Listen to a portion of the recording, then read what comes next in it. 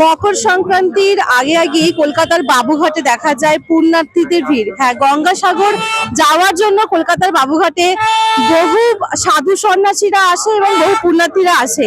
তবে এতদিন পুণ্যার্থীরা দেখাচ্ছিলাম, আজকে আমি কথা বলবো এক সাধু সন্ন্যাসীর কাছ থেকেই জানবো তাদের জীবন কাহিনী। তারা যে এই যে গঙ্গাসাগরে আসার আগে বাবুঘাটে দীর্ঘ প্রায় ৫-৬টা দিন এখানেই কাটান।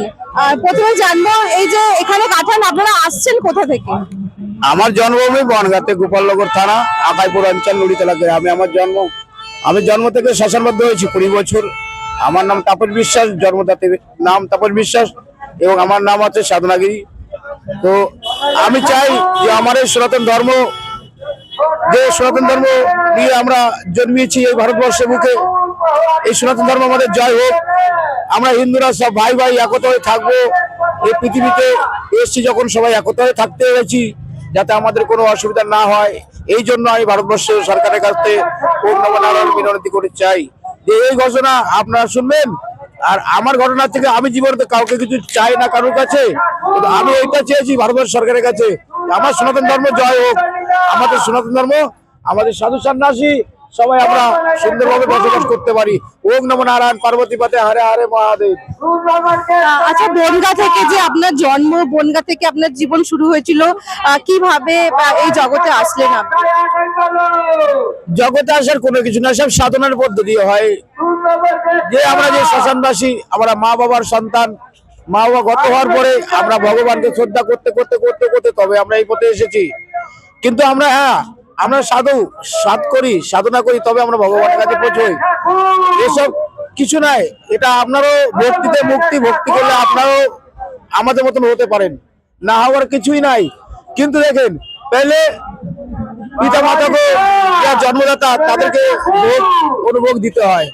অনুভোগ না দিলে কেউ সাধু হতে পারে না। আমার সাধু হচ্ছে সৎ জ্ঞান পবিত্র বা হলে সাধু হওয়া যায়। সাধুর লোভ লালসা কামনা বাসনা কিছু থাকে না, সাধু ত্যাগী হয়। আমরা সেই ত্যাগী সাধু আছি, ন্যাংটা নাগা দীক্ষিত নিয়া। তাই আমি বাবুঘাটে এসেছি, আপনাদের সামনে সম্মুখে সবার সামনে কথা বলছি। আপনারা সবাই লাইভ করবেন। ওম নমো নারায়ণ, পার্বতী পতে হরে হরে মহাদেব।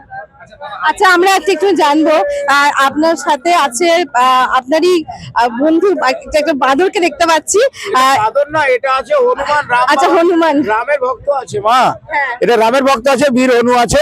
এ ছোট থাকতে পাওয়া গেছিল। এর মা ইলেকট্রিকের শর্ট খেয়ে মারা যায়। ইলেকট্রিক শর্ট খেয়ে মারা যাওয়ার পরে ওকে কুকুরে ধরে নিয়ে যায়। কুকুরের হাত থেকে আমি বাঁচিয়ে আমার কাছে রেখেছে। 10 মাস 10 দিন বয়স আছে।